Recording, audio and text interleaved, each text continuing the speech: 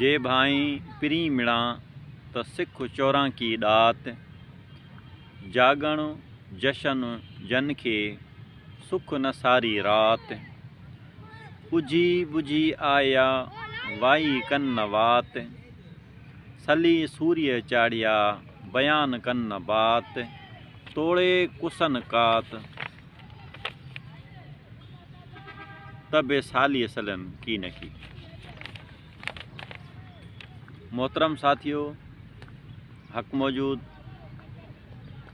Explanation of भिटाईज versus हज़रत शाह अब्दुल लतीफ़ भिटाई रहमतुल्लाह अलैह जन जी शाइरीअ जी वज़ाहत। हिन सिलसिले जो अॼु जेको मूं शेर मुंतखिब कयो उहो तालिब हक़ लाइ वॾी रहनुमाई करे थो। उन में हज़रत भिटाई घोट रहमतुल्लाह अलैह असां ऐं तव्हां सभिनी जे लाइ हिकु ॾसु ॾियनि था।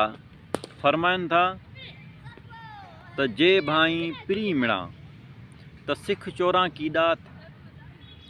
यानी जेकॾहिं तूं चईं थो न त तोखे पिरी मिले त पोइ चोरनि वारो कमु सिख।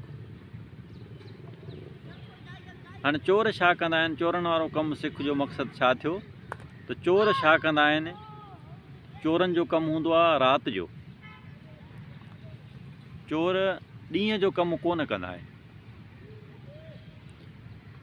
चोरनि जो पूरो वर्कआउट राति जो आहे। ऐं जंहिंजे लाइ क़ुरान मजीद में अल्लाह ताला हुज़ूर नबी करीम सल्लल्लाहु ताला अलैहि वसल्लम जन खे फरमायो, या अय्युहल मुज़म्मिलु कुमिल लैल इल्ला कलीलन निस्फ़हु अविन कुस मिन्हु कलीलन औ ज़िद अलैहि वरत्तिलिल क़ुरआन तरतीला। यानी नबी करीम सल्लल्लाहु ताला अलैहि वसल्लम जन खे अल्लाह ताला फरमायो त ऐं नबी राति जो इबादत कर।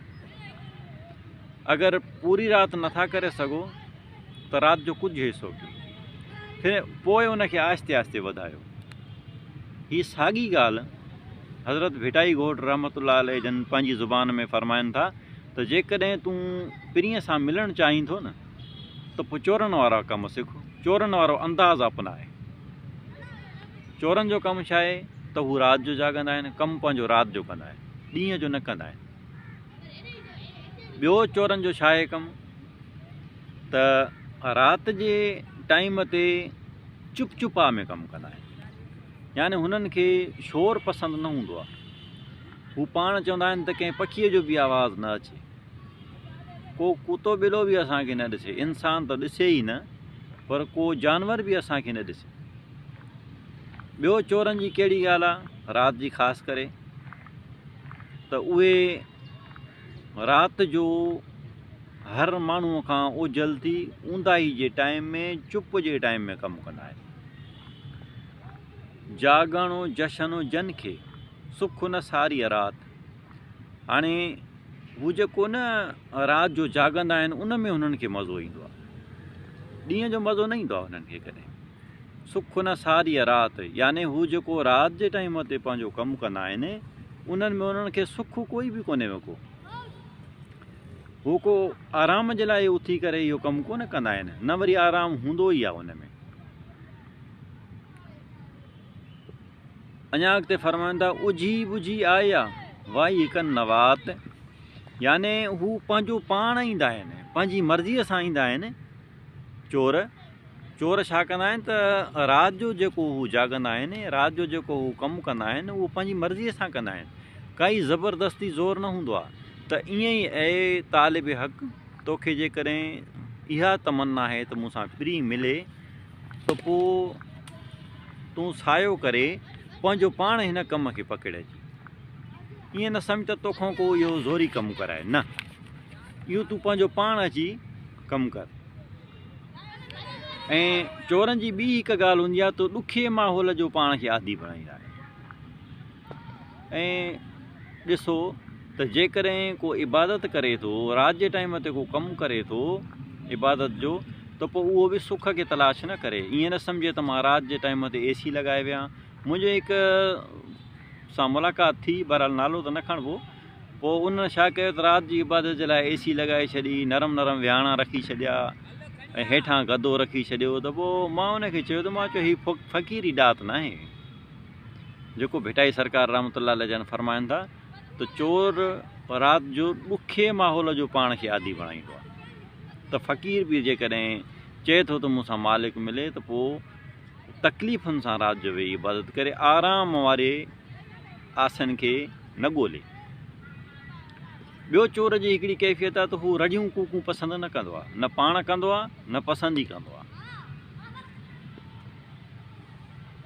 सो दरवेश खे बि इहो खपे, जेको तालिब हक़ आहे उहो बि रड़ियूं कूकूं न करे, चुप में इबादत करे, अहिड़ी चुप करे जो माना ज़बान खे तालो। ऐं राति जे टाइम ते हू को आराम खे कोन ॻोल्हींदा आहिनि, इहा कैफ़ियत पैदा कयो।